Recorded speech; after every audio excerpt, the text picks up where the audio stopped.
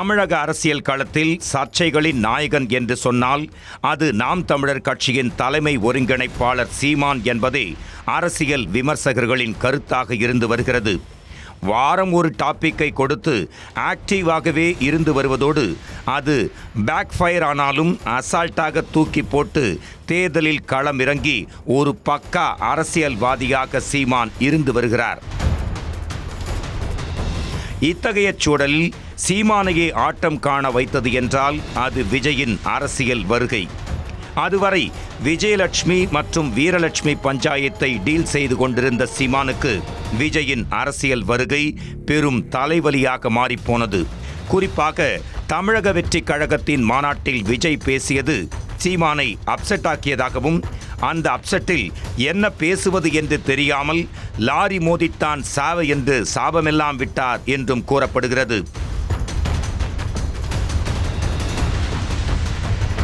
விஜய் தனக்கு ஆதரவு கொடுப்பார் என்று எதிர்பார்த்து கொண்டிருந்த சீமானால் இந்த அதிர்ச்சியில் இருந்து மீண்டு வருவதற்குள் அடுத்தடுத்து நிர்வாகிகள் வெளியேறி தமிழக வெற்றி கழகத்தில் இணையத் தொடங்கியது பேனிக் அட்டாக்கை கொடுத்ததாக கூறப்படுகிறது.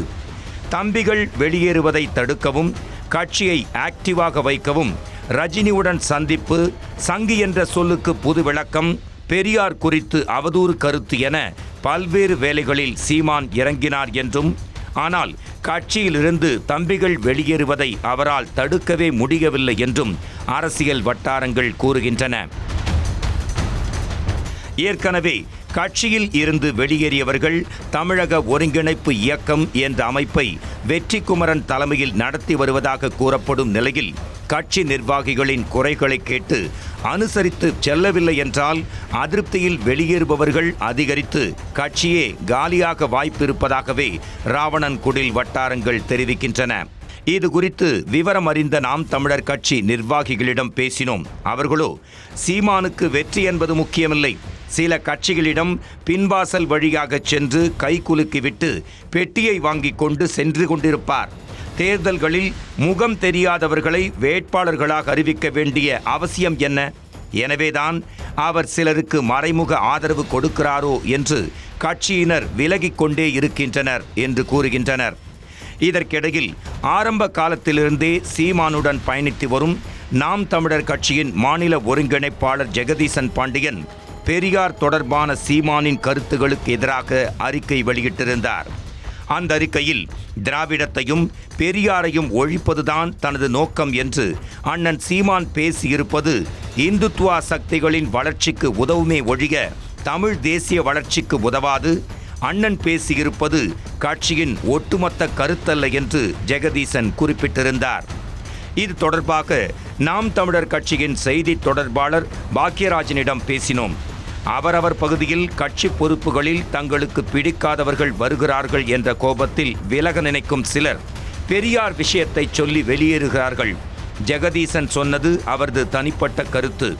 அவர் மக்களவைத் தேர்தலுக்கு பின் கட்சியில் தொடர்ந்து பயணிக்கவில்லை, கொஞ்சம் கொஞ்சமாக விலகி கொண்டிருந்தார். இப்போது இதை ஒரு காரணமாக காட்டியிருக்கிறார். சீமான் அண்ணனின் கருத்துதான் கட்சியின் கருத்து என்று பாக்கியராஜன் தெரிவித்தார். இப்படி மாறி மாறி கட்சியின் முக்கிய நிர்வாகிகள் ஒவ்வொரு கருத்தை சொல்லிக் கொண்டிருக்க சைலண்டாக நாம் தமிழர் கட்சியின் 2000 நிர்வாகிகளை தன் பக்கம் இழுத்து அதிரடி காட்டியிருக்கிறது ஆளும் திமுக. நாம் தமிழர் கட்சி உள்பட மாற்று கட்சிகளைச் சேர்ந்த சுமார் 3000 பேர் திமுக தலைவரும் முதலமைச்சருமான மு.க. ஸ்டாலின் முன்னிலையில் திமுகவில் இணைந்திருக்கின்றனர். இதில் நாம் தமிழர் கட்சியிலிருந்து மட்டும் சுமார் 2000 பேரும், மற்ற கட்சிகளில் இருந்து சுமார் 1000 பேரும் திமுகவில் இணைந்துள்ளனர்.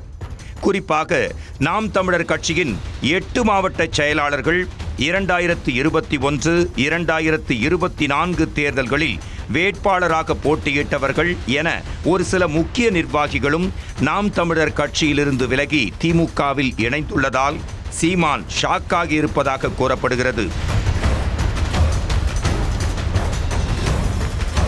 ஏற்கனவே நூற்றுக்கணக்கான நிர்வாகிகள் வெளியேறிய நிலையில் தற்போது ஆயிரக்கணக்கான தொண்டர்கள் வெளியேறி வருவதால் நாம் தமிழர் கட்சி தனது இறுதி பக்கத்தை எழுதி கொண்டிருப்பதாக அரசியல் விமர்சகர்கள் கூறுகின்றனர்.